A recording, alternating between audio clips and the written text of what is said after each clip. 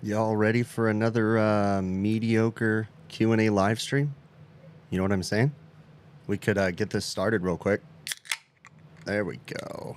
You know, just a little bit of apple juice, of course, right? Only apple juice. Especially if you're not old enough, right? So put your feet up and just get ready for the mediocrity to amaze you. Okay? So let's cue up the intro music, and we'll talk to you here in just a minute.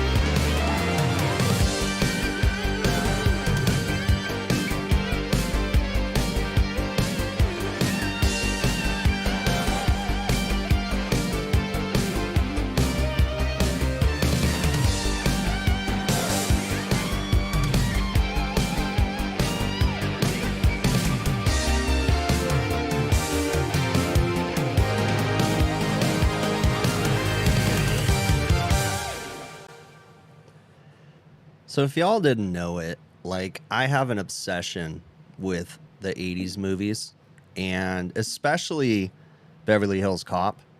I loved Beverly Hills Cop, and it wasn't even the movie that I loved as a young kid. I just loved the music, right? There's something about the music. I've always been driven by music. I like all kinds of music. I can still remember like being in the car with my mom, my biological mom, when she played for me Cathedral by Crosby, Stills and Nash. Now, that's the corniest song in the world, but there was something about that song as a kid that just hit me, right? And music does that to me. It gives me the I call them the douche chills. Like, you get these chills when I hear certain songs. They remind me of moments in my past. They may not be the best music, but there's certain songs, and 80s like synth music does something for me. So that's why I use the 80s stuff like as the brazing montages and different things in my videos. So it's kind of cool. So, whoa, that was awkward. Yeah, very unprofessional of me to like smack the mic with my hand and stuff, right? So hello to everybody. HVAC 24 says, do any of my employees watch my channel or my live streams? I would say that occasionally my guys watch my live streams, but I'm not going to say that they watch them all the time. So, You know, it's kind of weird. Like, let me know in the chat. Is my audio coming through okay? For some reason, I think the noise gate might be on this guy right here because I'm hearing something in my ears, but does it sound normal to you guys?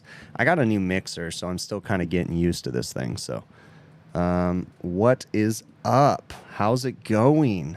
I'm looking through the chat right now. I know it's been a while since I've gone live. There's been a lot that I've missed for sure. 80s music and BMX. Yeah. I was never really big into BMX, but I wanted to be. It was one of those things that we couldn't afford to get me a BMX bike, but I always wanted one. I bought the cheapest Walmart bike and definitely pushed my handlebars forward for sure. So, oh, audio's good. Right on. Cool. Right on. Yeah, it's been a while for sure, and I'm glad to be back. I didn't know if I was even going to be here today just because of how chaotic everything has been this last weekend. Oh my gosh, I was working my butt off. It has just been nuts lately. And, you know, in all fairness, a lot of my customers, they don't do preventative maintenance. So it's starting to really, it's like someone's just twisting a knife in my stomach every time I get another call. And it's like, for real? I had to stop eating dinner for this? But again, I know I need to be thankful, right? I am thankful that I have the work. I'm thankful that they choose to call me. It's frustrating that a lot of them don't do preventative maintenances, but I do have some customers that do them. I'm certainly prioritizing customers right now. This last weekend, I got an emergency service call for a walk-in cooler, and I went out there, and they were like, "Did you get my AC service calls? Because we have leaking water in the dining room." And I was like, "Yeah, that's not my priority right now." And they're like, "But it's inconvenient." And I'm like, "Yeah, it is, I'm sure, but it's not my problem."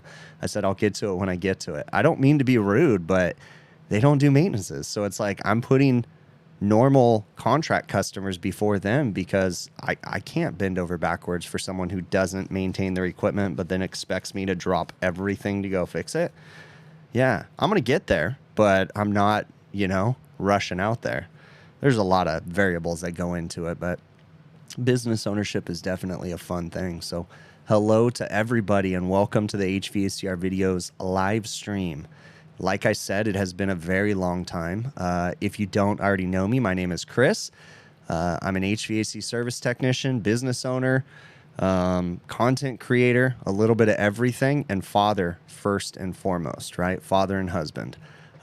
Recently, it's been a while since I've done these live streams, and I also haven't been uploading very much in the last week because I've been super busy at work, and then on top of that, it was my daughter's 16th birthday, so had to spend some time with my daughter, do the family thing, and it was awesome. We had a great birthday. I kind of went live on Instagram and talked about it a little bit before too, but you know, it's interesting because you can get caught in this rut where you think like, hey, you know what? I didn't get that when I was 16, so why am I going to do that when they're 16, you know? But it's like, hey, times are a little bit different, right? So my daughter's not driving yet. She's learning how to drive, so she didn't get a car for her birthday, but I think we got off a little bit easy because I didn't have to buy a car, right? Cars are very expensive right now. It's kind of crazy. So let me see.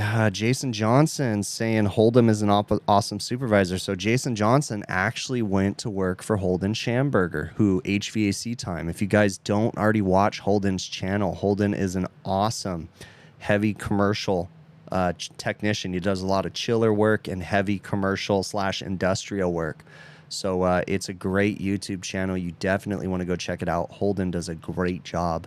One of these days, I would like to start incorporating interviews into my channel. I've got all kinds of ideas for the future. So one of these days, we'll definitely do that. Maybe we'll get Holden on the HVAC Overtime YouTube channel too. If you guys don't already know, I do a live stream with my friends, Adam, Joe, and Bill on the HVAC Overtime YouTube channel. We do it on Friday evenings about 6:05 p.m. Pacific. But I do have to say, if you watch my channel and you appreciate my channel for the technical content and the no BS and the straightforward stuff, you're going to be in for a rude awakening if you're going to expect that over at the HVAC Overtime YouTube channel. The HVAC Overtime YouTube channel is a very, very, very uncensored show that we do on Friday evenings. I think a lot of people that watch my content and have no idea about the Overtime YouTube channel might be a little bit surprised if they came over there. But you get a little bit more of the uncensored version of me for sure, and my friends, of course. So you definitely want to check that out. Usually I'm there on Friday evenings about 6:05 p.m. Pacific. work permitting. I wasn't there last week, just like I wasn't doing live streams all last week, and it's just definitely been kind of hectic. So hello to everybody. All right, let's see. Ligam Gamer says he's 11 years old and he loves my videos. That's awesome, bud. I really do appreciate the fact that you watch my videos, and I hope that my videos spark an interest in you, whether it be technically minded, even if you don't get into HVACR, maybe it just sparks a mechanical interest in you and you get into some kind of a trade. Or it just introduces the way that I think into yourself and you apply it somewhere else in your life. So I'm glad, because I actually do have a lot of young kids that watch my videos, some actually even younger than you, and you said you're 11. I had a family reach out to me where they had a very, very young child. I want to say like 4 years old that somehow stumbled on my videos.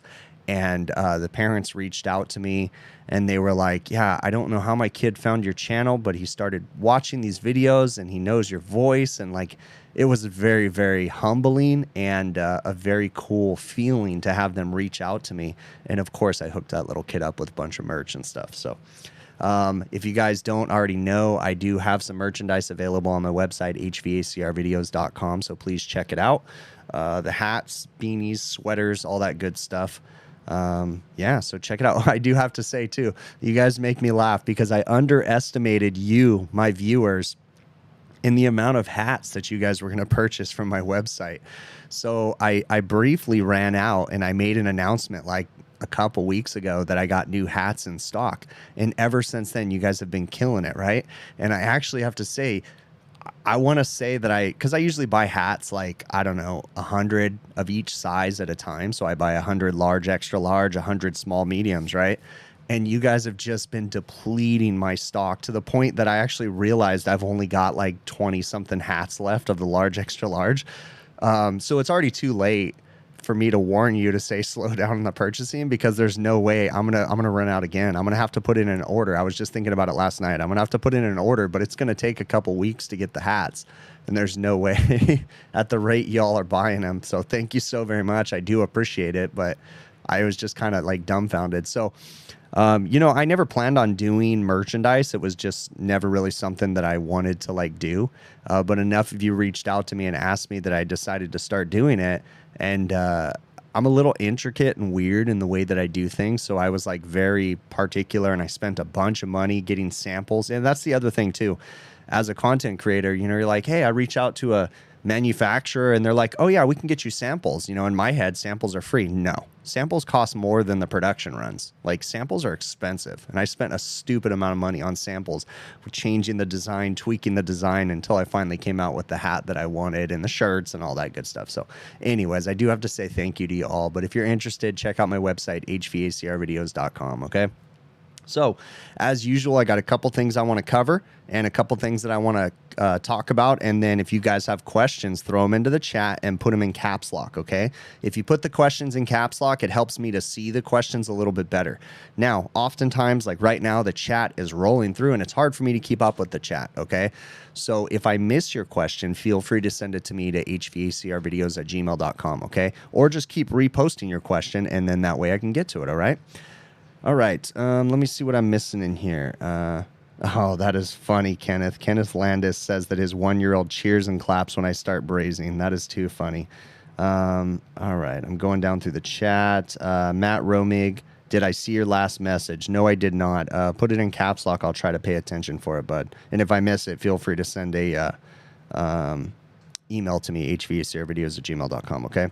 Where's the stickers? Joe T. They're sitting right here, bud. I got a big stack of them. Again, it's just one of those things that's hard for me to prioritize my time, and stickers on my website, even though I paid a lot of money and I have a big old stack of them, it's just hard for me to get them put up on my website. It's just one of those things. So, Eduardo, thank you. That's very humbling. Awesome, bud. I really appreciate you. Okay.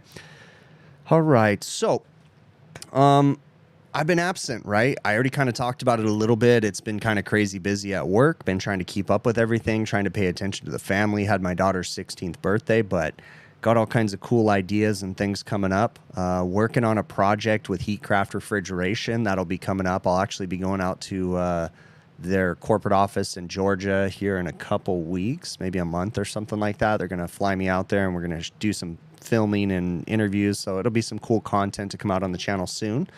I do want to kind of talk about a few things. So I was reading through the comments today before the stream, and I was just kind of reading through things. And, you know, I appreciated someone's comment, and I wanted to kind of reiterate it, okay? And I think they were kind of addressing something that I said in my recent video, and I'll talk about a few different things right now. But, you know, when it comes to partners, manufacturers, you know, affiliates, sponsors, different things like that, people that want to work with me on my channel, I am very particular, and I would consider myself very difficult to work with, okay? I want you guys to know that I don't just push and peddle anything that manufacturers sent me. If I did, you guys would, it would be insane, because the emails and stuff that I get from random people, and it's like, this has nothing to do with my channel. And no, I am not going to try your brand new product that you haven't even released on the market yet, and you want me to put it on my home air conditioner. Like, no, that's not happening, okay? I'm very particular. I typically only work with the manufacturers that I already use. Key and point, when you think about Sporlan, when you think about Field Piece. Now, Sporlan is a sponsor of my channel. Field Piece, I do piece work with them every once in a while where they want me to help promote a product or something like that.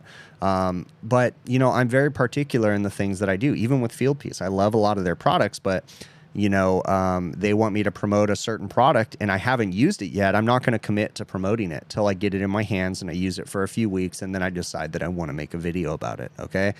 So I hope that you guys get that it comes across that I'm not trying to push every single product. Nothing against other influencers and content creators that do that kind of stuff. That's their own thing. I'm not judging them for doing that. It's just not my style, okay? I'm not going to be pushing all kinds of weird additives that you add to the system.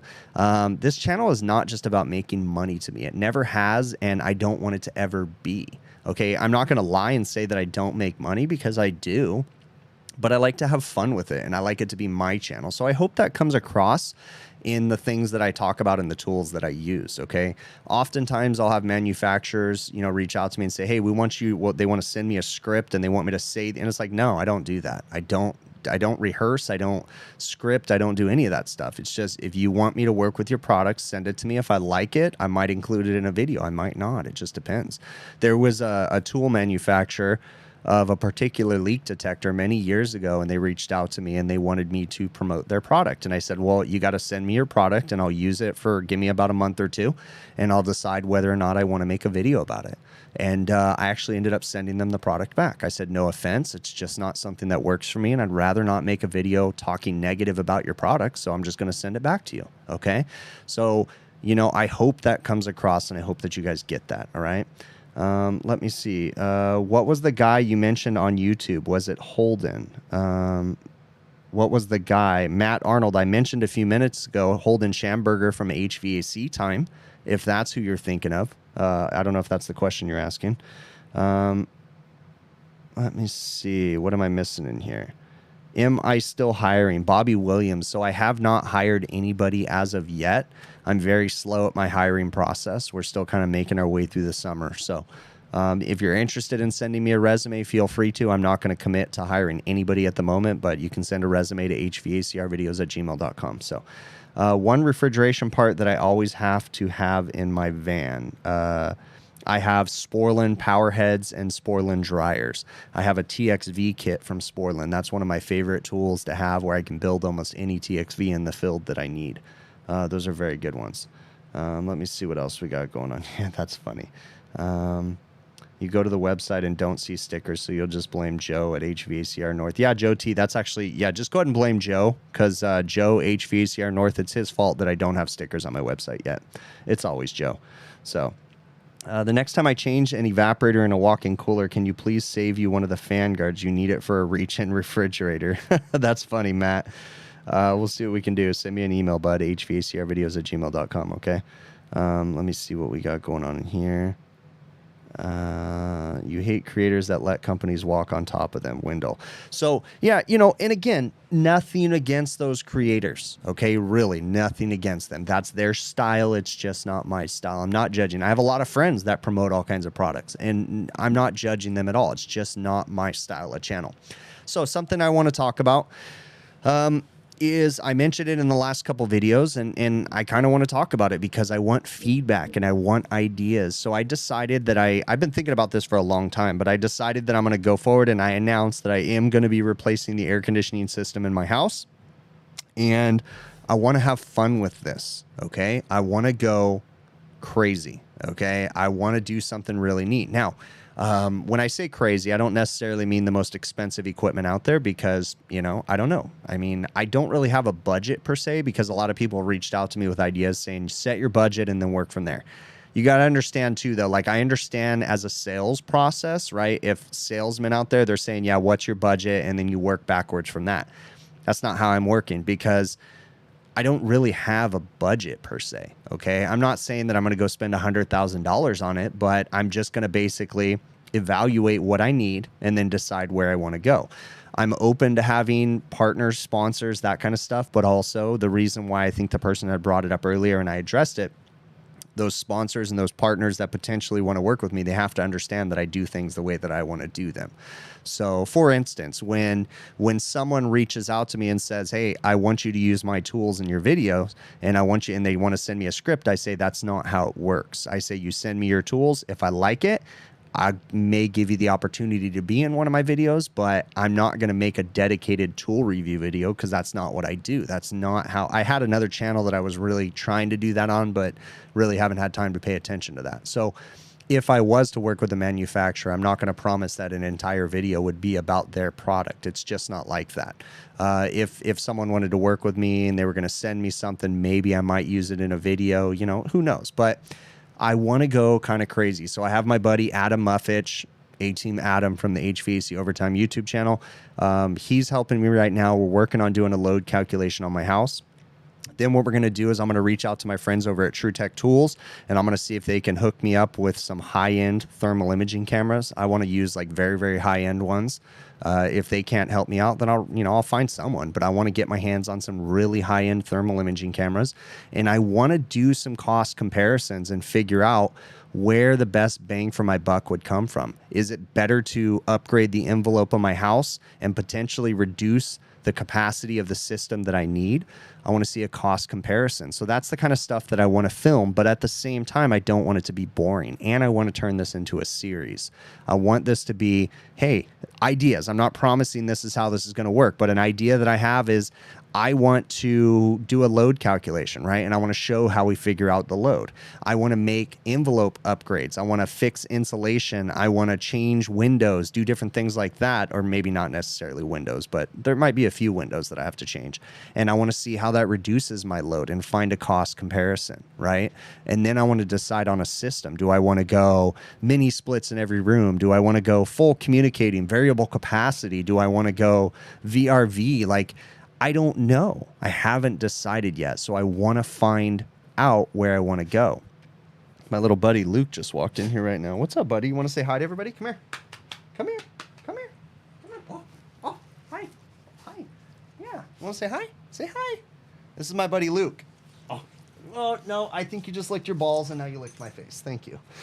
Yeah, dogs. They like to lick everything and then lick your face. But that's my buddy Luke. He's getting so big. So he is a silver Labrador retriever. So, all right, let's see. So yeah, I want to have fun with this process. So if you guys have ideas, feel free to send me an email, hvacrvideos@gmail.com. I want to show the process of pulling permits. I want to do this whole thing, show you how crazy it is to pull a permit in California. Of course, I'm limited on the things that I can film, but I want to figure out a creative way to show it all. So am I doing a blower door test? For sure, Joe T. That is a critical part of my energy envelope audit, is going to be blower door tests before and after to show improvements to my envelope and how we fix things. I want to do duct blaster tests, all that stuff. So I will definitely be reaching out to my partners over at TrueTech Tools to see if they can help me out with that stuff.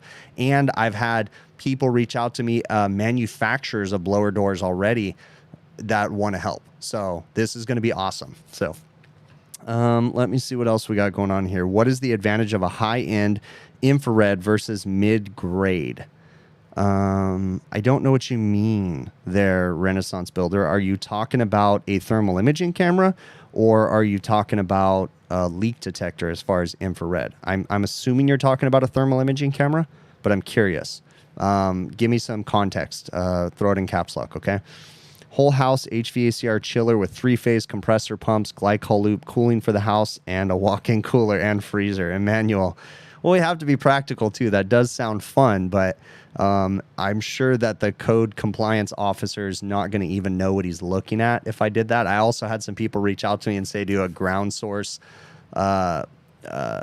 heat pump system, and I don't know that I can actually get that approved per code in my area. Plus, the ground temperature here is ridiculously hot. I'd have to go down so deep to get a decent heat transfer temperature differential because, you know, when it's 105 degrees outside, my ground temperature is pretty hot, even 18 inches down. So we'd have to go super, super deep, and don't know if I can get that approved. So let's see what else we got going on in the chat. What's my favorite way to leak check units? My favorite way to leak check units is to, I mean, it really depends. I treat every leak search different depending on the situation. So shut off all the fans, shut off all the equipment, make sure the pressures are equalized in the system, or pressurize with nitrogen if need be with a trace gas in it, and then use an electronic leak detector. That's the ideal way to do it. I'm assuming someone had said in the chat right now that they were talking about the guy's question about the high-end versus mid-grade thermal imaging camera, and then Jason Johnson said resolution. Yeah, I would think so. If that's if that's what you were asking, yeah, I would say it would be the resolution or the accuracy with going with a high-end camera. So I want to be able to see my walls and see where there's insulation deficiencies and figure out where best to put my money when it comes to upgrading my house. I feel like too many people out there focus on the system and not necessarily the envelope of the home, right? Consider your house an envelope, right? And everything is inside of it. So you need to focus on the house before you just throw a system at it, right? Because a system is going to cool a space down. But if you have infiltration, you're still going to have potentially high humidity issues or other infiltration issues that can affect the comfort level of your home. So you can keep throwing bigger and bigger systems at it when your comfort level doesn't get any better, versus if you upgrade the envelope, fix some insulation deficiencies, fix some leaky windows, different things like that, and you could potentially make yourself feel more comfortable and or be able to put a smaller system in that will be able to cool your house even better than it did before, right, with the bigger system. So it really depends on each particular situation too. But yeah, a high-end thermal imaging camera I think would be a must with inspecting the home for sure. So let's see what else we got going on here. What is the advantage of a high... Oh, okay, there you go. Renaissance Builder. Okay, so yeah, we kind of answered that question. So yeah, it's just going to be the accuracy of it, the resolution, for sure. So, did I check out Hack-Free HVAC on YouTube? Yeah, I watch Hack-Free HVAC. He has a great channel. He does all kinds of cool stuff, and he definitely is a super smart dude. I like his system that he's been kind of building himself. He's a much smarter person than I, and he gets in there and starts programming and building his own stuff. It's really awesome. So definitely go check out Hack-Free HVAC on YouTube for sure. Let's see what else we got going on here. All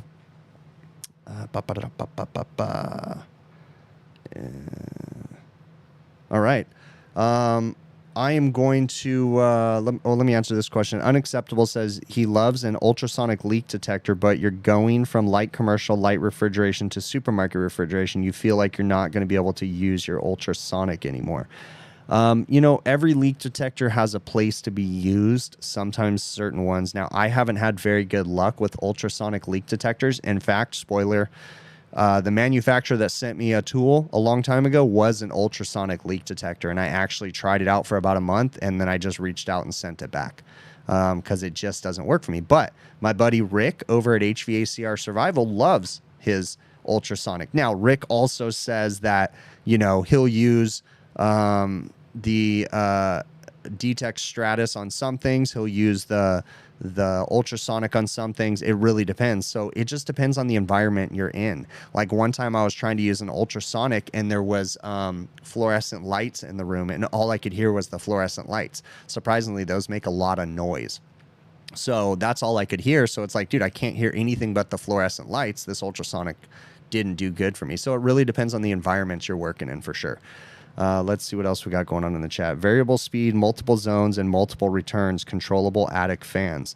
Dale, those are all good things that I am strongly considering for sure. So have I decided on what brand I will put in for my system? No, Jesus, I have not decided on a brand.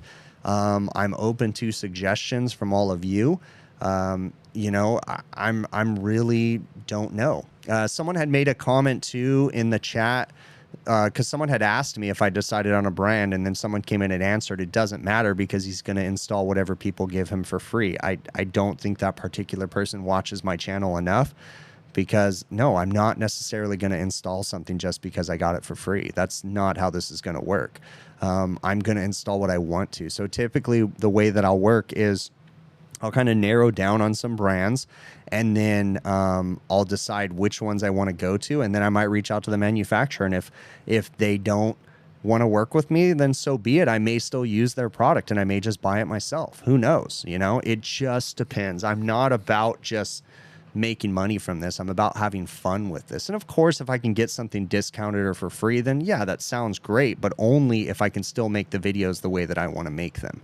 So I even have some interesting ideas that I can't really spoil yet, but I have an idea. Let's see how I can say this carefully without spilling the beans.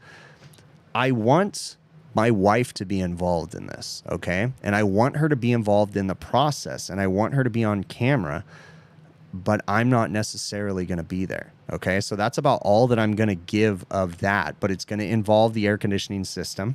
And it's going to involve my wife having conversations about the air conditioning system. Okay. So that's all that I'm going to say, but it's a really cool idea. So hopefully I can make it work. All right. Let's see what else we got going on in here.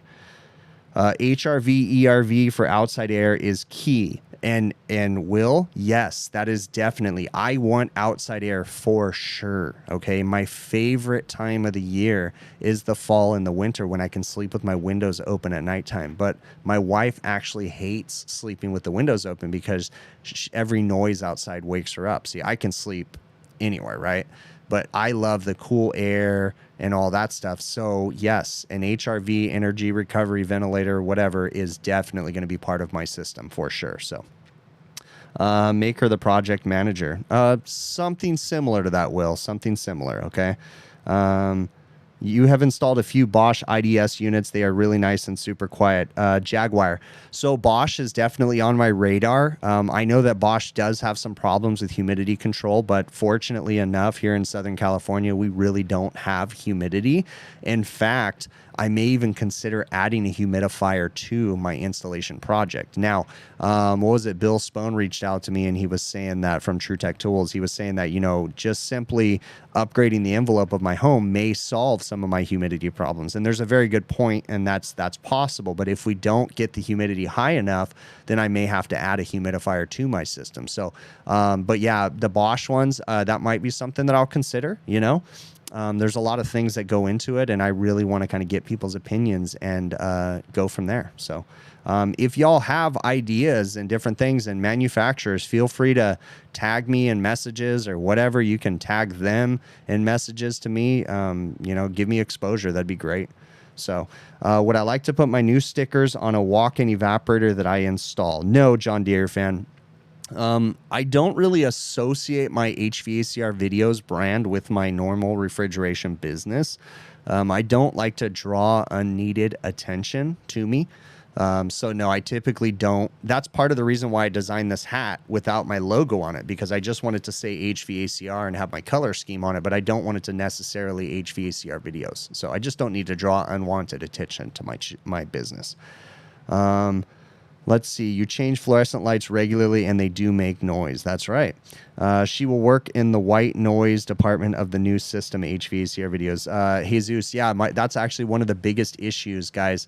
I'm going to get a decibel meter where you can measure the sound. And if you guys could only hear how loud my air conditioning return air fan, the sound that it makes, it actually puts my entire family to sleep. And we've lived in this house for 8 years with this horribly designed system, and we've all gotten used to it.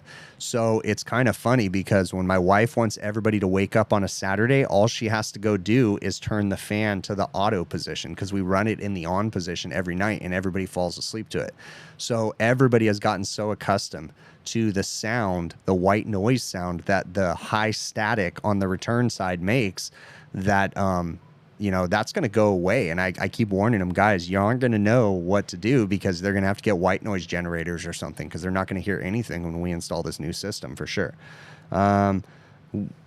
We would need to know the size of your house and how much rooms. Daniel, it's a 4-bedroom home and it's approximately 1,800 square feet. So it's not a giant home. So, but I'm doing a load calculation, so I'll find out the load of the system. But I'm guessing that I'm going to need a 3, possibly a 4-ton, but I'm leaning more towards a 3-ton, because we're currently running a 4-ton, and I kind of feel like the system's a little bit oversized. But when we get done with the load calculation, we'll find out, especially after we make the energy upgrades to the home. I'm really thinking that we can get away with a 3.5 tons, something like that is what I'm hoping for. So let me see what else we got going on in here. Central return sucks. Yep. All right. Would I install mini splits? It's a consideration, but it's not something that I necessarily want to do. The downside to mini splits is that they become obsolete very fast. Typically, your air conditioning system is going to last 10 to 20 years. And in 10 years, the mini split head that you need, they don't sell it anymore in 10 years, you know? So that's been my experience with mini splits in general, is by the time you need to replace just the head, oh, you can't get that. You need to upgrade the condensing unit and the head, you know? So that's one of the downsides to mini splits, and they're kind of a pain in the butt to clean. I realize that they make the bib kits and different things for them, but it's kind of a pain. So have I made burgers with the R290 barbecue refrigerant? No, that's kind of a funny story, Cyborg Sheep. No, I still have a 15-pound cylinder of R290, right? Because I was curious about this company that I got so many recommendations about, and they were an online retailer of refrigerant grade R290, and I got it, and it smells like barbecue propane, so it's not refrigerant grade R290. So I haven't been barbecuing a lot with propane lately, so if I need to, I'll hook that up. It was a waste of money, because I think I spent like $150 or $200 for the drum, and it's like, dude, I could have paid $39.99 and gotten the barbecue propane from the gas station and been the same thing. So commercial buildings always have those white noise generators mounted above the ceilings. That's very interesting. All right. So why don't I use controllers like the KE2 ones that I used in my video that I actually just released today more often? So if you haven't watched the video yet, it just uploaded on my channel a couple hours ago. It was a walk-in freezer that had a bad defrost clock, and I ended up installing a KE2 controller that had built-in defrost. So why don't I use those more often, or a Dixel controller or a Danfoss ERC controller that have built-in defrost? I actually don't like the electronic controllers. They're not my favorite that have built-in defrost, because it's hard to actually see the defrost. In weird situations where you have consistent icing up issues, I've run into these issues. Now, it's rare, but I've run into them before, where it's like it keeps icing up and you can't find anything else wrong. And the only thing I could think is let's just try changing the controller, and then you solve the problem. With a defrost clock, like a mechanical defrost clock, you can usually look at it, you can mark it, you can see that it's keeping time, that it's actually going into defrost. But when you have a microprocessor controlled controller that has built-in defrost, you don't really know, unless you have like the full crazy systems that have, you know, communication where you can actually see it on a graph. Like if you go with the high-end KE2 evap efficiency controllers, those are actually pretty neat, because you can hook your computer up to them and you can see trending data for like a couple weeks, and you can see graphs, and you can see it go into defrost every day and come out of defrost, and like you can diagnose just from those graphs. It's actually really neat. Now, that's not what I installed on my walk-in freezer. I used their low temp plus defrost, which is kind of like their economy brand evaporator controller, and it worked out really nice. So definitely check out the video. But I just don't use them very much because I'm just not very comfortable with them. But I'm starting to go to that trend, especially in stores where we have blowing sand and different things like that. That's what I'm really going to be leaning towards for sure. So Let me cross a few things off my list right here. I have a list in front of me when I do these live streams, and it's just kind of like talking points, so that way I don't forget to talk about certain things. Let's see what else we got going on in the chat. What am I missing? Oh, Sean Michael, what's up, bud? Sean is local to me. We've run into each other a few times at some of the local areas. Sean's a really cool dude. He's pretty active on LinkedIn, actually. So, but yeah, what's up, man? How you doing? All right. Let's see. Been a while. Any news on my house project? Sean, yeah, that's kind of what I was talking about. No news yet right now. At the process we're at right now, we haven't made any decisions at all. Just currently working with my buddy Adam Muffitch, and he's helping me do the load calculation on the house. I believe he's using Quick Model, I think is what he's using to draw the 3D drawings of the house. And then I don't know if he's going to use Quick Model to do the load calculation itself. I don't know. I'm still learning all this stuff. So, but yeah, working with my buddy Adam, we haven't made any decisions. People are giving me ideas in the chat right now, but that's about it. How often would I recommend cleaning the evaporator in a standard split system in a house? Well, you want to change the filter probably every 30 days-ish, depending on the type of filter. Now, if you have like a 5-inch media filter, yeah, that's not going to be changed, but every couple months. But it really depends on how often your system is plugging up the filter. If you run a system with a plugged up filter, you're going to run into low evaporator temperatures, which is potentially going to cause freeze up issues. So depending on what kind of filter you have is going to determine how often you need to clean the evaporator. Now, if you have the most high-end filtration system, you realistically shouldn't have to clean your evaporator but every couple years. So it really just depends on what kind of filter you have on your system.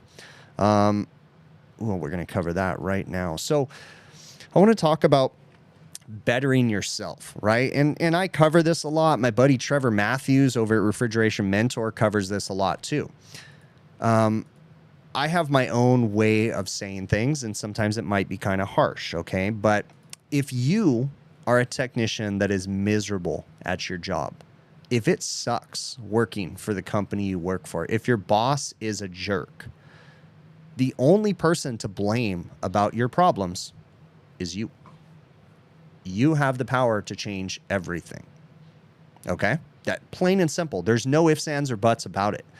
You have the power to change your situation. If you are miserable, do something about it, okay? Now, remember, the way that I address things, when I'm frustrated, when someone's irritating me, I always instantly look at myself and try to reflect on myself from another perspective, from the outside looking in. Am I sure that I'm not the one being a jerk? Am I sure that I'm not the one being unreasonable? Am I sure that I'm not the stubborn one? Because I do have stubbornness in me. So I have to reflect on myself first, okay? Always do that. Once you've reflected on yourself, then it's really just a matter of speaking with your family and deciding what's the best course of action to make you a happier person. There might be repercussions with you leaving your company. There might be consequences for sure, okay? But there might be benefits that might outweigh those consequences. So you are responsible for your own future. You are responsible for your own misery, okay? You have the power to change it. If you're a person that's always pity me, poor me, it's always everybody else's fault, you need to figure that one out because you're responsible for changing yourself, okay? As technicians, we need to better ourselves. We need to research. We need to educate ourselves, okay? Don't just trust some guy on YouTube, okay? Don't trust me just because I said that this is how this works. You need to do your own research, okay? There's so many people making content on YouTube and other social media platforms, and I come across stuff all the time, and I'm like, wow, that is absolutely wrong. There's nothing about what they just said that is correct, but it sounds convincing, okay? So you have to do your research. Don't just trust something that I say or any of my friends says. You need to listen to what we say and then do some research and evaluate whether or not that's the right way for you to approach that too, okay? As my buddy Bill, Curious HVAC guy, says, is be curious, right? Start reading. My buddy Bill reaches out to me sometimes with some of the funniest questions. He's like, he'll call me and he'd be like, hey man, I'm curious about how this works. And, you know, and I may not have the answers, but I'll just kind of like, well, this is how I think it works. And this is how it's worked, you know, fixing this problem with me. but he's a very curious person by nature. And I think that's really important. We all need to do the research, okay? As apprentices, as new people in the trade, when you're on a roof working with someone, when and able, take pictures of equipment that you don't know what it is. Take pictures of model numbers and serial numbers. Just be careful because some places you aren't allowed to take pictures, okay? So know where you're at, and research that stuff when you go home. You know, just because you get off work doesn't mean that it's time to stop thinking about work. Better yourself. Pick an article a night, an article a week, something like that. Set some kind of a goal and try to better yourself, okay? Because remember, you and solely you are responsible for your happiness. So you can change anything that you want to, okay? Let me cross that one off my list. Let me see what I got going on in this chat. What am I missing? Culture is key. That is right, man. Let me see. It's funny because I was recently at a Lowe's and I was listening to a Lowe's employee try to sell, you know, some old lady on her air filter and which one she should buy. And I was like, man, should I open my mouth or not? Like, I was like, eh. And I ended up not, and I kind of felt guilty about it, but I was in a rush and I didn't really have time for a full-length conversation. But, you know, for those of you that don't know, if there's homeowners watching this, if there's business owners watching this, you know, it's fine. I have technicians, business owners, homeowners, everybody watches this stuff, but people will email me, what's the best filter to use in my system? And it's like, well, it really depends on how your system is designed. I mean, if you have a poorly designed system, then the cheapest, least restrictive filter is going to be the best for you, okay? Because your system has to be designed. There's a pressure drop across that filter. In order for that filter to filter the air to those tiny, minute microns that they say they can filter them to, right? The fan either pushing or pulling that air through that filter has to be big enough to move the amount of air that your air conditioner needs. So if your system's not designed for, you know, a MERV 13 filter, then you don't necessarily want to install one of those. Okay. So it really depends on how your system is designed. Let's look in this chat and see what else we got going on in here. How rough are refrigeration hours? I'm getting bored of Resi HVAC. You know, it really depends on where you go into. If you go into light commercial refrigeration, like, you know, I had a busy week last week and I think I worked like 65 hours. That's busy for me, okay? I don't necessarily want to work any more than that. That's like my max. But if I went to work for a supermarket company, I could probably easily get 80 hours a week. I mean, you know, if I wanted it, the potential's there. So it really depends on what you want from it, okay? But in general, refrigeration, light commercial refrigeration and air conditioning like I do keeps me busy year long, right? I might get a few heating calls in the winter. I'm in Southern California, so we don't know what cold is. I'm going to get lots of refrigeration calls in the winter, lots of refrigeration calls in the summer, and a lot of air conditioning calls in the summer. So I stay busy pretty much year round. Now, I don't do any hot side work. I don't work on cooking appliances or anything like that. So if I did that, I'd get even more work. So let's see. April Air makes some pretty good filters. Just stay away from those pleated ones with lots of pleats unless your return is set up to handle it. Yeah, many years ago, Jason Johnson, I put an air conditioning system into my mom's house and I installed the biggest April Air media filter that they had with the like accordion pleats that you slide in. I know a lot of people complain about those, but it worked great for my mom's house. They love it, but I designed their system for the static pressure drop that filter was going to have. So it works perfect. And when I, you know, it's my mom. So when I think at the time I put in like, I think it was like the highest efficiency system. It was like a 16 or an 16 SEER, I think, or something like that within reason, without going variable capacity. I think that's what I put in her house like 10 years ago. And, but I did ducts, all that stuff, and I designed everything, and I made sure that I added that static pressure drop that the filter had, and I included that in my design calculation. So, and then I gave her, I think I bought her 2 cases of them. I don't even think they've still gone through all the filters. Like they still have a giant box full of them because they change them like every couple months or something like that. MERV versus HEPA, is that even a logical question? If you have to ask that question, you definitely don't even want to consider HEPA, okay? HEPA is insanely restrictive, and HEPA almost will need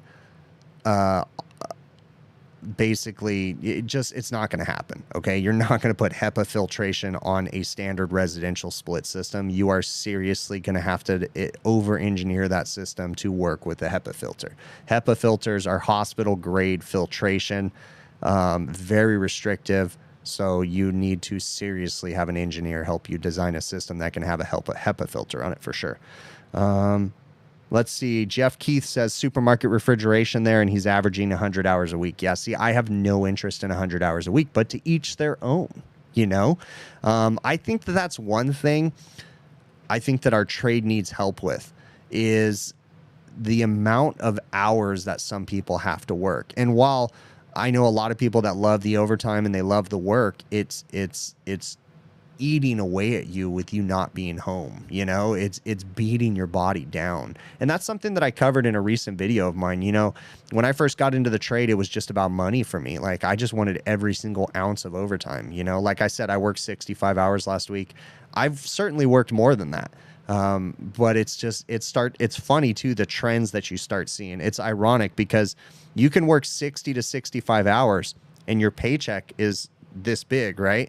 You can work 80 hours and your actual paycheck will be lower than the other one because you now bumped up into the next tax bracket and the taxes that they took out reduced. It's kind of a weird formula. So it's kind of funny, but I was talking recently in my video that I released today just about taking care of your body. You know, in the beginning of this trade, I have some regrets from being in the trade, and my eyesight and my hearing is the regrets that I have. I can think of working in stainless steel fabricator shops where they're using grinders and saws and lasers and different things to cut metal. And I used to just sit in there all day long building refrigerators for them with no hearing protection or anything on. And I'm starting to pay the prices for that, right? Because I'm having hearing issues. And, you know, I have an issue where my eyes don't, my eyelids, I don't blink fast enough. So if something's coming towards my eye, it'll oftentimes get in my eye. And it's ironic because I can go into the doctor and I could be like, oh, okay, you're going to do this now. And I can literally probably tell them the process that they're going to take because I've had them clean my eyes out so many times.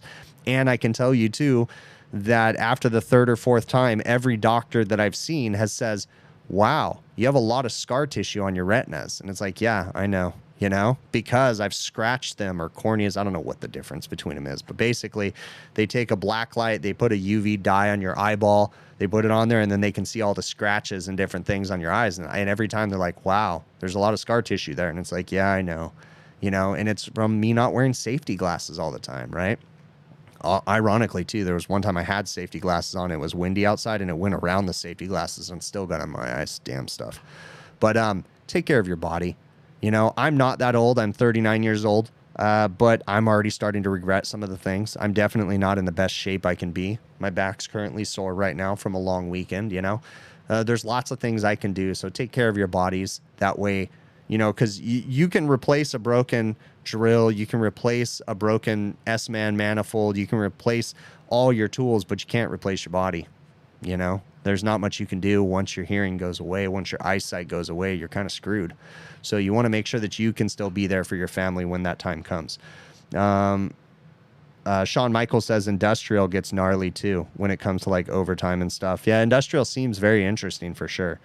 Let's see what else we got. Scott, thank you so very much. My buddy Scott, HVAC rookie. What is up, my friend?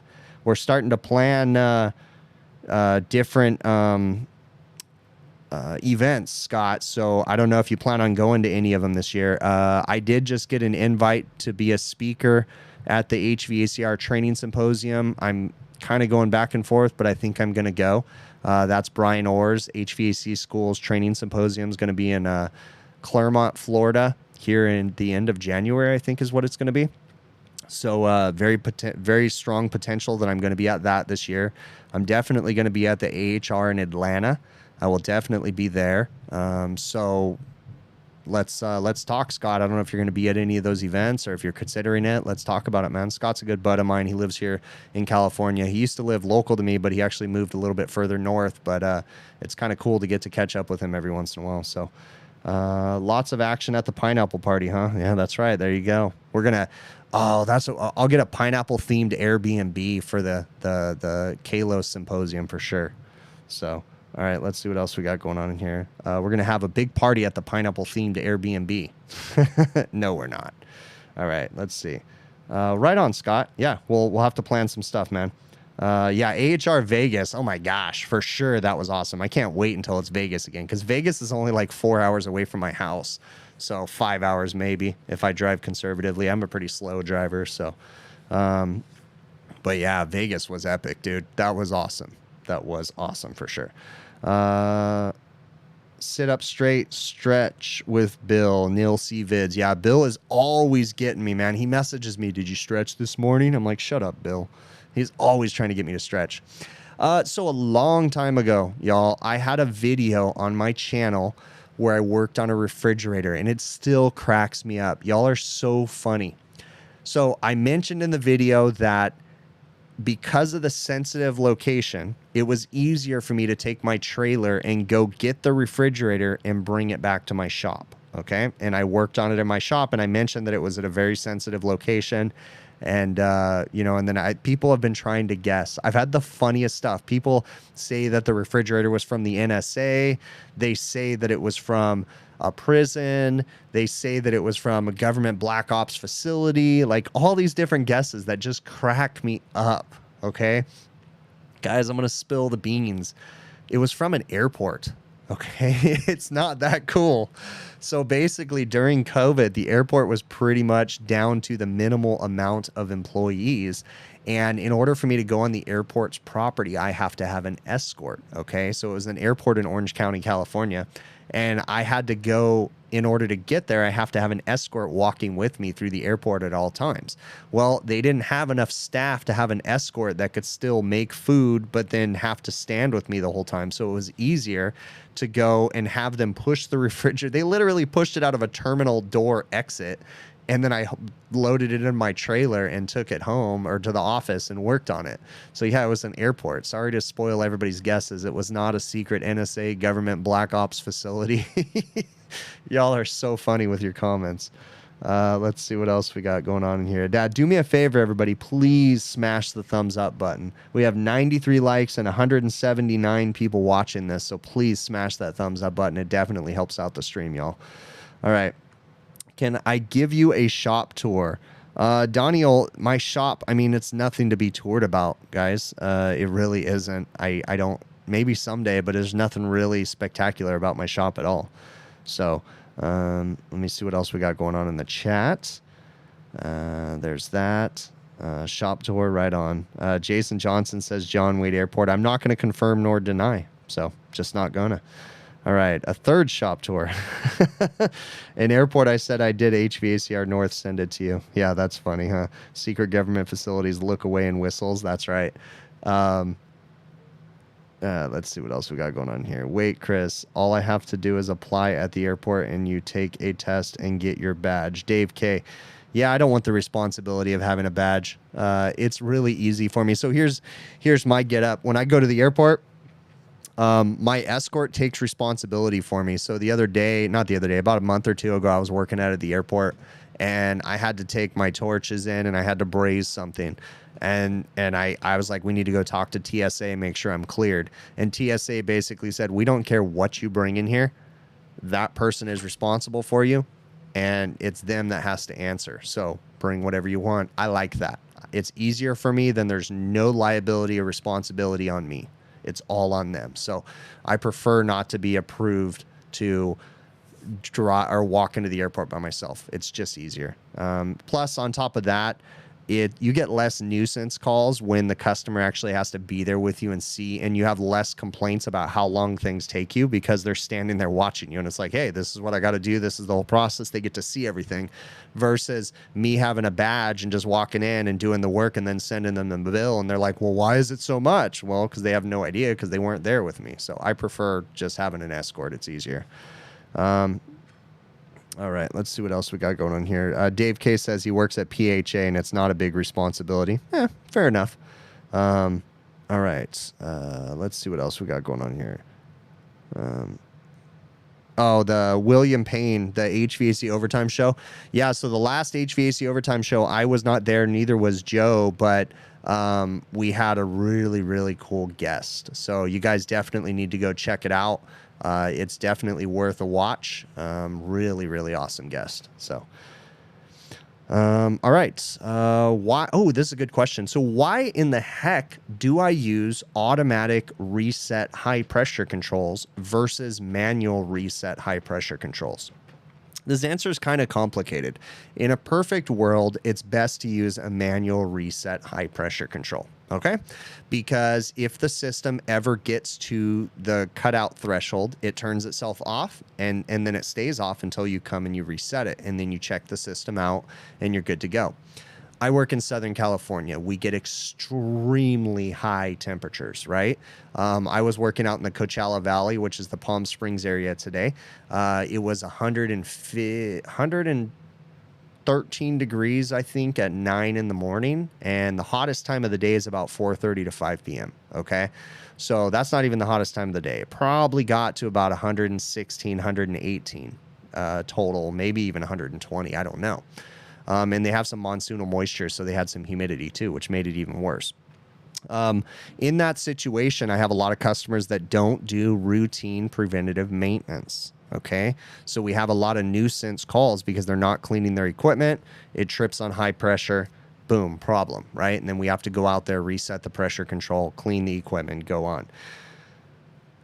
Those calls would come in on a weekly basis, and it is so flippin' annoying. Now I realize the alternative, right? Because if they don't do preventative maintenance, with an auto reset, it's going to turn on and off, and that's going to damage a compressor. But also on the flip side, I'm going to get called out there every week to push a dang button, okay? That's a pain in the butt. So I tend to go more with automatic resets, typically with a time delay on there, so it has a short time delay. There's no perfect answer for this. I mean, in a perfect world, yeah, manual reset for everything. But because I have these customers that don't do maintenance, it's just too difficult to keep up with all the service calls going around pushing buttons and resetting things. Oftentimes, too, it's kind of weird, but our equipment will actually operate outside of its envelopes because it gets so dang hot on the roofs. The high pressure resets would be insane. It's just nuts. And unfortunately, we have a lot of compressor failures because of it. You know, it's just nuts.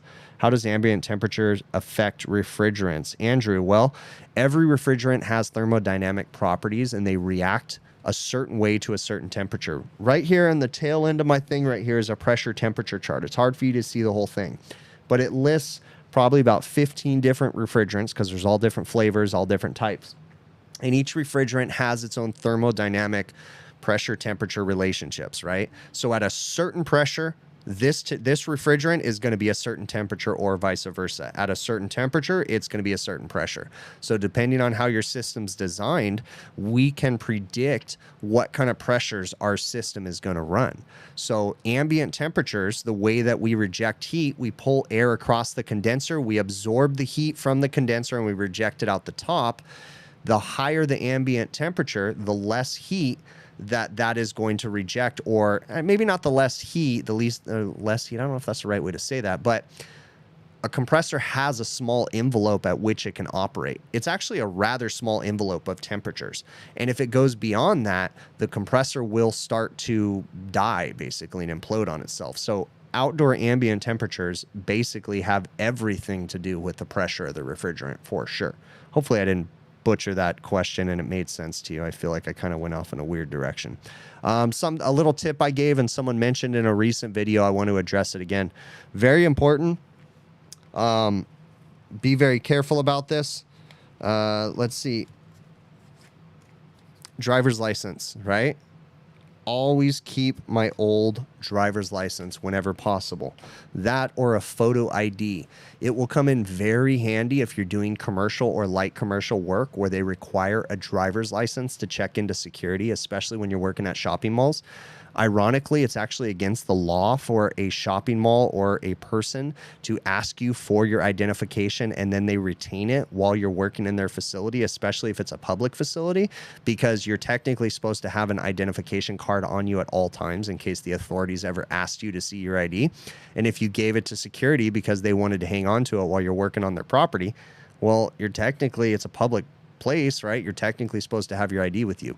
But try arguing with the stupid mall rent-a-cop on that one. So I just keep an old ID because trust me, if you give them your new driver's license, you will drive away and go home and not realize till 2 days later that you don't have your driver's license and that you accidentally left it at the mall, or you're going to be scratching your head trying to figure out where you left it. So I always keep an old one on me. Just be sure not to give your old ID if a police officer or someone ever asks you for identification. You definitely don't want to give them your old expired one. But yeah, that's a small little tip, is I always keep my old driver's license and give it to the malls for sure. So, how do a heat pump work? A heat pump works in the opposite of a normal standard cooling air conditioner, okay? The theory is that you have a compressor that pumps refrigerant, okay? This is going to be a dumbed down answer that makes the easiest sense, okay? A compressor pumps the refrigerant, pushes it into the condenser. When it pumps that refrigerant, it creates heat. At the same time, that heat builds the pressure in the system. The outside air goes across that condenser and reduces the pressure in that system, changes the state of the refrigerant. That refrigerant goes into the evaporator. It absorbs the heat of the occupied space, and then that heat stays in the refrigerant and comes back out to the condenser where that heat is rejected again. It's a vicious cycle going back and forth. A heat pump is basically a reverse cycle air conditioner. So instead, what it does is it has a special three-way valve that reverses the flow of the refrigerant and now uses the outdoor coil as your cooling unit and the indoor coil as your heat rejector, okay? So instead of rejecting the heat of the refrigerant outside to the outside air where it doesn't matter, you're now rejecting that heat to the inside space. So a heat pump is just a standard air conditioner with the cycle reversed, where it rejects the heat inside the building when you need heat, and then that valve can change over and go back into the cooling mode where it changes the flow of the refrigerant, and then you start rejecting the heat outside and cooling down the space inside. So hopefully that makes sense for you. Let me see what we got going on here. Why is it necessary to pull a strong vacuum when there is a filter dryer to absorb the moisture? Frank, because moisture is very difficult to get out of a system. A filter dryer does have the ability to absorb a tiny bit of moisture, okay? But that filter dryer can be restricted very, very quickly. Hold on. I have a cutaway of the desiccant that is in this filter dryer. This is a standard Sporlan catch-all filter dryer, and this is a cutaway showing.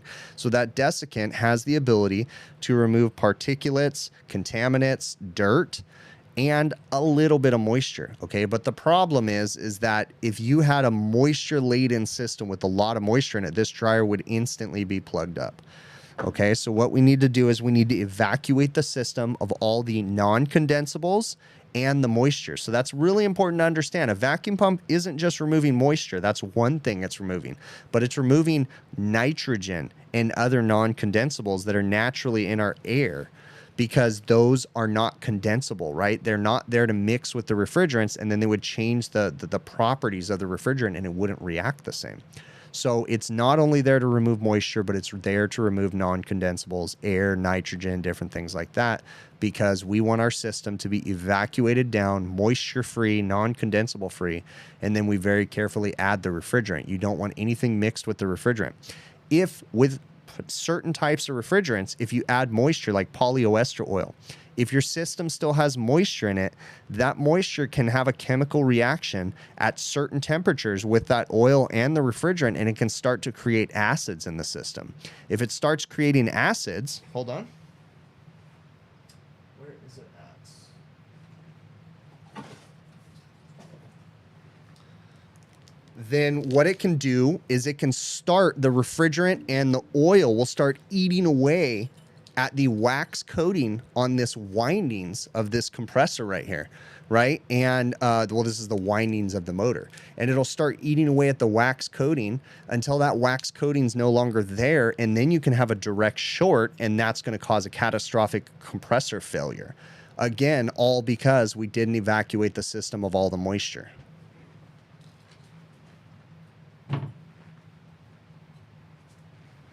Another cool thing, I highly suggest if you guys get compressors, when you replace them, clean them and cut them apart. I save them. Now, this is a tiny little cute one that I have, which is perfect for my office because it's not too heavy.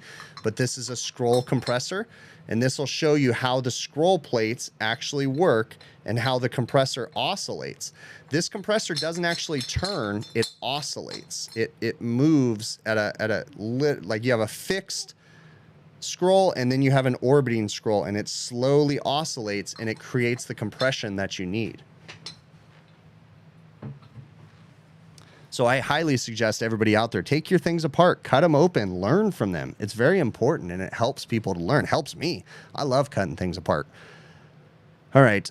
Why don't I like, and this is something that I talk about a lot, and someone had asked me a question, why don't I like the ECM energy efficient style motors when it comes to walk-in coolers, walk-in freezers, or even standard air conditioning units? Like, why am I so against the energy efficient motors? Okay.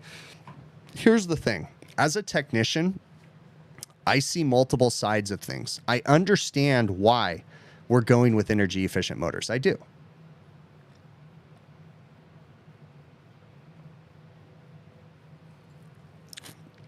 Cheers. I understand the need for it to save energy. But I also see the other side. What the customer pays to have us replace that motor. When I have to go sell an ECM motor for a walk-in freezer, and that motor is going to cost the customer $600 or $700 for this fancy OEM ECM electronically commutated motor, right? And it's a motor that has a circuit board in it and logic built into it, and it speeds up very slowly and it does everything to save energy. Like, I get the concept, but the cost of the motor majority of the time far exceeds the savings that the customer will ever see on that equipment. And it costs them a heck of a lot more money to replace that motor than it does, and then it's actually going to save them. Okay. And the other thing that I don't like about energy efficient motors is that oftentimes they're very difficult to get, especially if it's a particular style motor. Now, I don't remember what video this person was commenting on because I just saw a comment. I didn't necessarily see the video. So it's hard to say exactly what situation he's commenting on, but oftentimes they're kind of difficult versus I have a standard PSC motor on my truck that I can put in there. I can get them readily available at my supply house. Now, as time goes on, the energy efficient motors, the prices are dropping. They're not necessarily for walk-in coolers $600-700 anymore. They're like $300-400, and slowly they're going down as, you know, there's more and more out there and they can get them at better volume discounts and different things like that. But at this time, I still only stock, well, I think I still have a few. I have a few ECM refrigeration watt motors in my truck. I have one of each direction, but I have PSC motors all day long because I still use those on a lot of equipment. So I just have issues with the amount that it costs customers. For instance, I talked in the beginning of this, I'm getting ready to upgrade the system in my house, right? And my question is, you know, the tech person in me loves to have the most high efficient, best technology, right? It's like a sales thing, right? Anytime like I'm going to buy a new computer, I need to buy the best one I can afford. Just the most expensive one I can afford. That's what I need, right? That's the way my head works. And I think a lot of people work that way. But when I'm replacing the air conditioner in my house, it's really easy for me to say that I want to go with the highest efficient, best system out there. Maybe it's going to be a Trane communicating system. Maybe it's going to be a Bosch communicating system. Maybe it's going to be a Carrier Infinity system. Who knows what I'm going to go with? But the price that I pay for that equipment, will it ever be worth the amount of money I'm going to save in energy over the life of that equipment, right? That's the question. Where's the cost comparison? When is the actual payoff going to happen? So we need to evaluate that stuff before we let our minds get ahead of us and think that we need the best system out there. I need the most comfortable, highest efficiency because it's going to save me so much money. It may or may not. It just depends. So, all right, let's see what else we got in the chat that I'm missing. They also have to be programmed. Yes, the Evergreen motor is pretty good, but OEM is the best. Oh, he's talking about the aftermarket ECM motors. Yeah, for sure. OnlyFans win. Laska, my wife said no, so that's one I'm not gonna push her buttons on that one. She said no, so I'm not doing it. I wanted to make an OnlyFans account and troll everybody and either just have pictures of my feet on it or literally pictures of just fans. I thought that would be hilarious. But she said no. She's my wife. So let me see what else we got going here. The Danfoss app for motors shows magnetic field rotation. Oh, very cool. Yeah, I think I have seen that actually. Let me see what else we got going on in here. When the payoff is going to happen, everyone with a geothermal system. Yeah, exactly. What is a rotary compressor, not a scroll? It's just a different way of compressing the refrigerant. Honestly, I can't explain a rotary compressor. I know it's rotating, right, because it's rotary, but I can't explain it completely because I don't know the operation of a rotary 100% in my head. So Engineering Mindset, I believe, has an interesting video on how rotary compressors work. So definitely check out the Engineering Mindset channel. That's another great YouTube channel. He does a great job for not being an HVAC technician. He'll cover some HVAC components, electronic expansion valves, different things like that, and he does a great job explaining them. So that dude is really awesome. No, I don't have pretty feet. Neil C. Vids. That would be the troll. So, and ironically, I hate feet. Feet are the nastiest thing on the earth. I absolutely hate them. Right on. All right. So a couple little things. I want to kind of change the segment, right? You're watching a news program and then you get the opinion piece, right? So I'm going to do opinion piece right now. So hold on, wait. I think I got some new sounds here. Hold on. No, that's not it. That's not it. Yeah, apparently I can't turn it off by pushing the button again. There we go. Yeah, that's the perfect one right there. So I'm just real technical talk and all this different stuff, you know, and then guess what? We need to segue. There we are. All right, we're going to segue to an opinion piece. So I have an opinion about all these consolidations happening right now. It's kind of scary when you think about all the consolidations that are happening, whether it be commercial or residential. You've got all these big ticket companies, right, getting bought up by private equity funds that are making these mega air conditioning companies. They're buying, like a local company to me, I think recently got bought by a private equity company. I don't know the exact amounts, but I know it was hundreds of millions of dollars they got bought out for. And that also happened with a giant company in Arizona, Nevada area, got bought out. I think the rumor was like $500 million, right? Holy majoli, it's insane that these companies can get bought out by these private equity funds. And it's kind of scary what's happening, because if you think about it, how is it that, you know, I don't really want to get political on this, but how is it that the government's not getting involved with like antitrust stuff, right? And monopoly stuff? Because these companies are getting so big that I fear that they're going to start controlling the equipment market too. If not, those private equity funds have so much money that I wouldn't be surprised if they don't try to buy a manufacturer. So that way they no longer have to get private label equipment. They can just manufacture their own equipment. Some of these companies are getting so big, it's starting to get scary. Now, for a technician like me, I'll always have the ability to have a job, right? Because I'm a technically minded person. And, you know, for technicians like you, most of you guys too, you're going to be fine. You're always going to have a job. Whether or not I'm going to continue to be a business owner is a question, because if I'm getting pushed out of the market by these giant companies that can handle to do work at a loss, so that way they can put the competition out of business, so that way they can start to raise your prices, kind of like the Amazon effect, right? Amazon, remember, Amazon used to be the cheapest retailer out there, right? They blew everybody out of the water. They were doing that at a loss. They weren't making any money, but they were just buying time, selling stuff at a loss until they became a brand and a name. And even myself, when I think I want to buy something, the first place I think is Amazon. I go to Amazon. But start price shopping Amazon, and you'll actually be surprised that they're not the cheapest anymore. They're actually one of the more expensive people, but it's convenient to go with them, right? So it's starting to get scary about these big private equity funds that are coming in and buying up these commercial companies and these residential companies. They're buying up big companies, and it is definitely scary. Jason Johnson, you hit it on the mark there, man. Yeah, Ghetto was one of them for sure. They got bought out. Good for them, you know, but whew, man, it's kind of scary. If someone would pay that much money for a company, you have to understand that they're going to make that money back, right? So they're going to start increasing pricing. They're going to start, and think about those big companies too. They get to be so big that they have buying power, right? I mean, think about this. Have you really heard about these big, giant companies? Think about the biggest companies out there. Are they having equipment shortages? I see a lot of those owners talking on owners forums and stuff, and they're not talking about equipment shortages, while a lot of us are talking about equipment shortages. What do you think's happening there, right? They may not own a manufacturer, but they have such buying power that maybe they don't have to worry about equipment shortages. That's very interesting. It's kind of scary to think about that too. Definitely scary.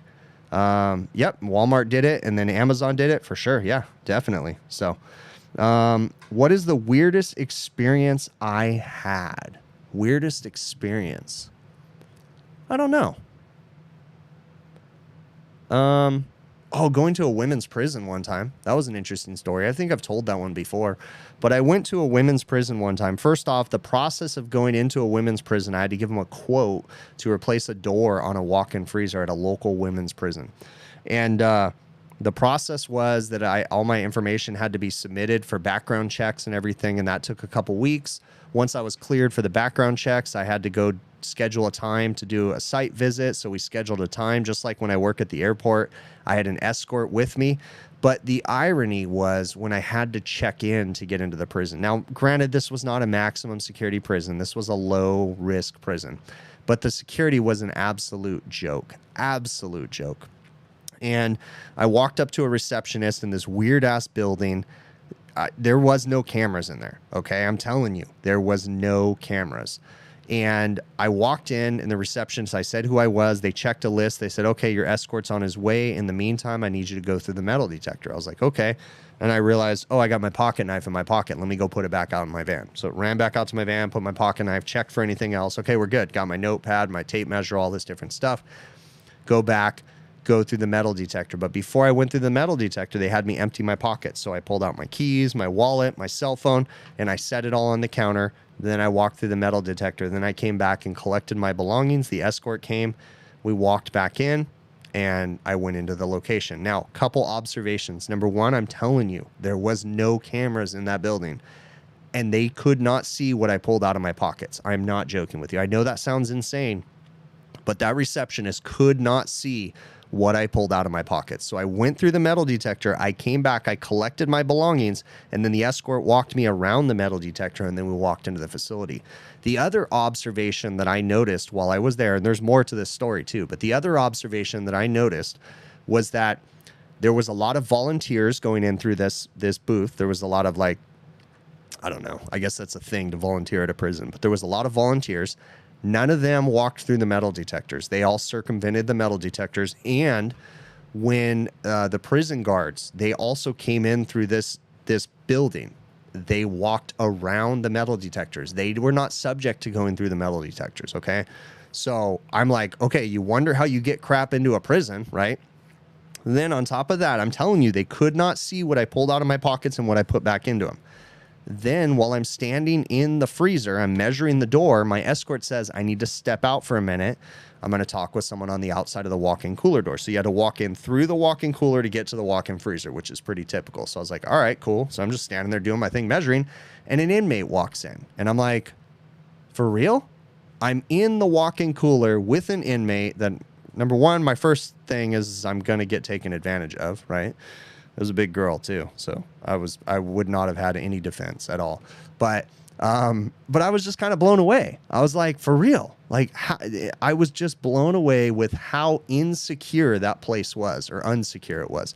Now, again, that was a very minimum security women's prison. It wasn't anything crazy. So I'm sure that you go to a max security and it's totally different. But that baffled me. That's just one story that I have where it was an awkward situation. It was awkward being in the thing with an inmate as I'm like measuring things. And I'm like, what is this person going to do to me? You know, very interesting. Will Speed, same thing, man. I'm starting to see some commercial companies getting bought out like crazy for sure. SmartCare is one of the only hot side service providers left here in PDX. SmartCare has been bought out a couple times too. SmartCare is not the owner of their own company anymore. They're owned by a giant corporation. So, someone asked for my number, HVACR videos. If you got anything that someone wants to talk to me, shoot me an email, hvacrvideos@gmail.com. I'm not going to give out my number, but feel free to send me an email. We can talk more. Let me see what else we got going on in this chat. Core refrigeration got bought. Yeah, a lot of people are getting bought right now. It's kind of crazy. Pricing has already gone up from inflation, but before you know it, it's going to be under $200 an hour. Let me read this question right here. Is there a special way to dehydrate a system after flushing it clean from a burnout? Frank, man, my opinion is don't use a flush. Yeah, just don't, man. How do you get all the residue from that flush out of the system? Just clean the system with nitrogen, man. If you're working on a residential system, use one of the pigs from like the guns that you shoot through the system. There's a couple manufacturers, Pipe Wiper's one of them, and then Hillmore Diversitech has their own one where you shoot these foam pigs through the system and it scrubs the lines. You don't shoot them through the condensers, but you shoot them through the line sets and it cleans them out. I recommend not using flushes at all. I used to use them in the beginning of my career, but I've transitioned away from using any flushes just because I don't know about the residual residue that's left in the system. So, all right, let's see what else we got going on in the chat. Can I fix a shorted compressor?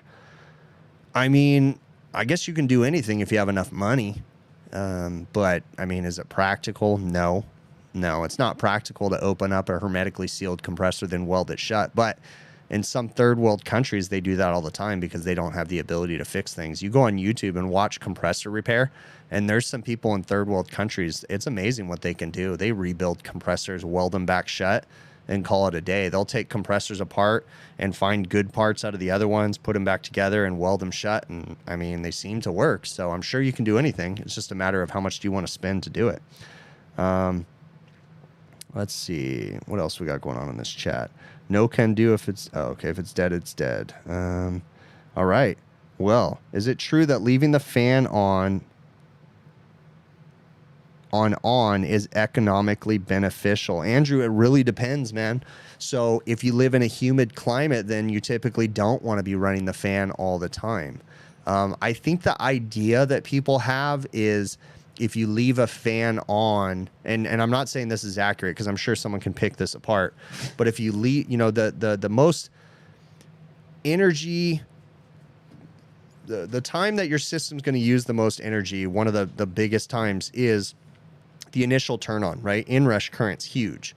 And when you turn a fan on, there's a lot of energy that it takes to get that fan up to operation. Kind of like when you're in a boat, right?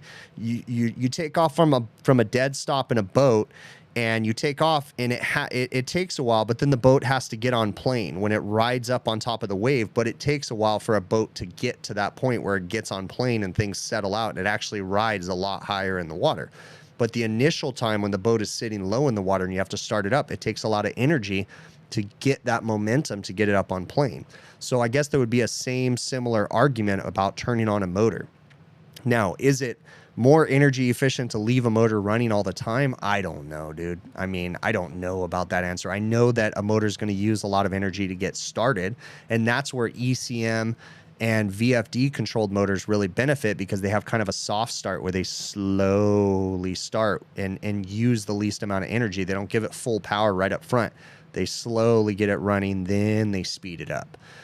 So I guess there might be some argument to say that leaving a fan on might be more energy conscious, but in the long run, I don't know about it. But then also, if you live in a humid climate, running a fan all the time can cause infiltration and humidity to come into the building, and or turning a fan on can, like, let's just say your air conditioner's running, right, and you live in a humid climate, and your air conditioner, the cooling circuit turns off because you've satisfied at your space temperature, your desired space temperature, but then you continue to run the fan. Well, actually what you're going to have is you're going to have more latent cooling happening because there's condensation on that evaporator, and that fan's going to continue to move air across that evaporator that might be drier, and it's going to pick up the humidity from the moisture and cause it to be uncomfortable in your building. So you have to be careful about running a fan all the time. Now, here in Southern California, We run our indoor fans all the time on commercial equipment for building balance reasons, and that's pretty common, but we don't have humidity out here. We don't know what humidity is. So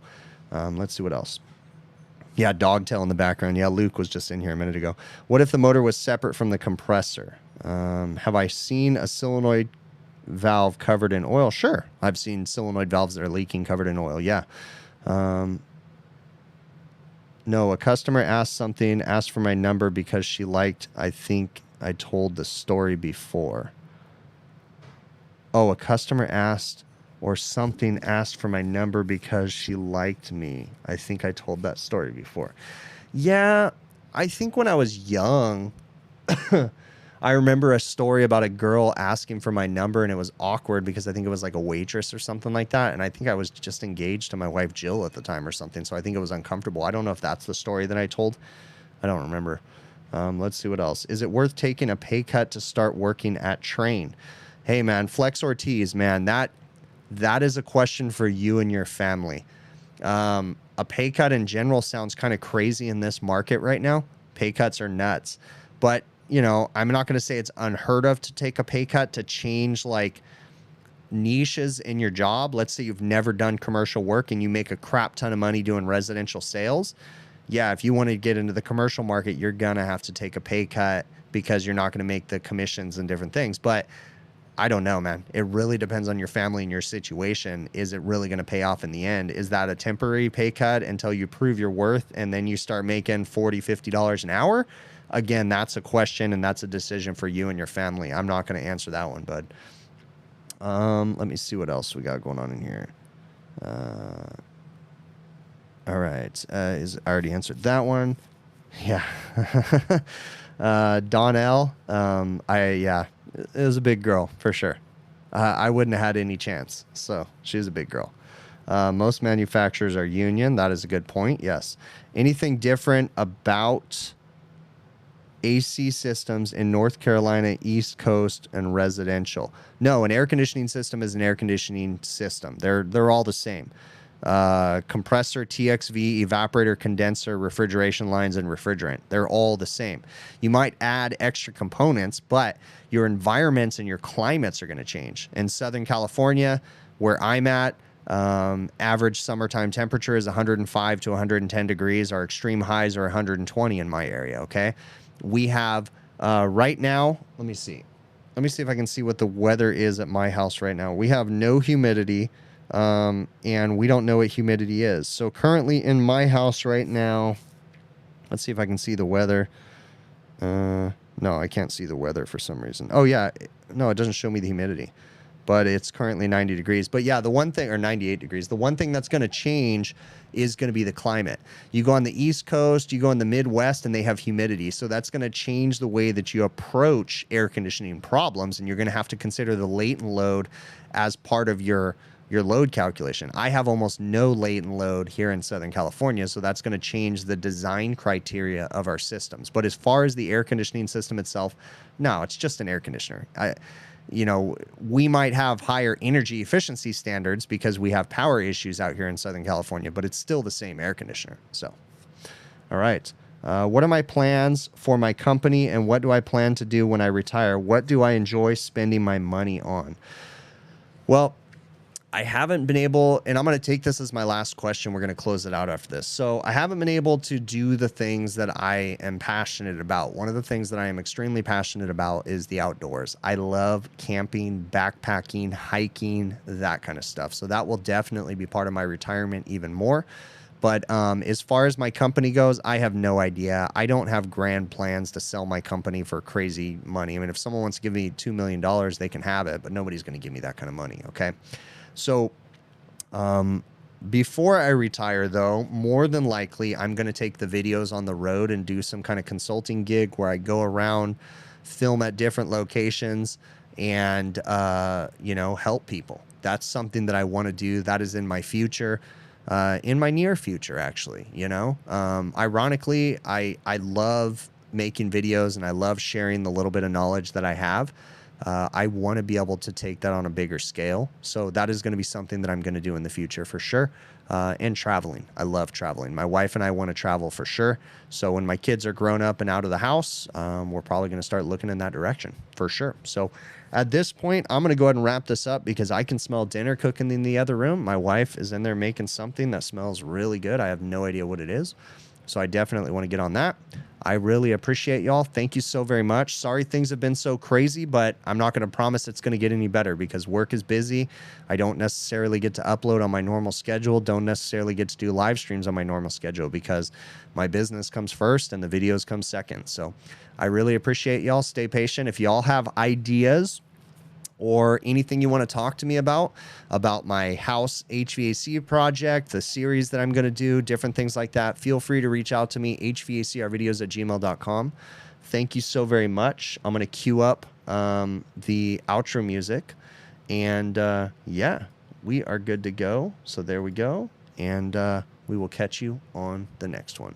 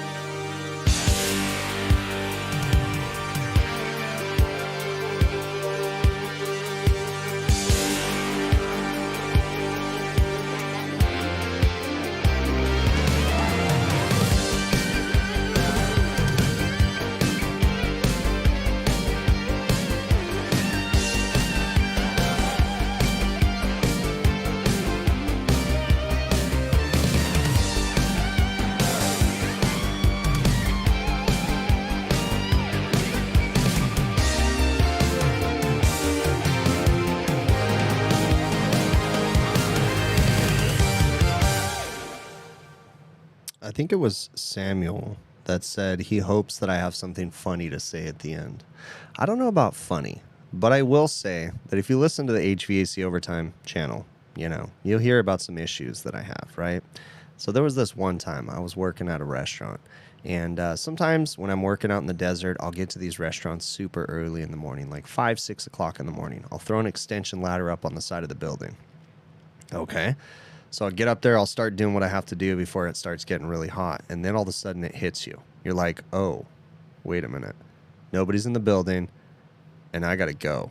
Like it hit me hard. And it's like, what do I do? So I got all my tools. I got an extension ladder.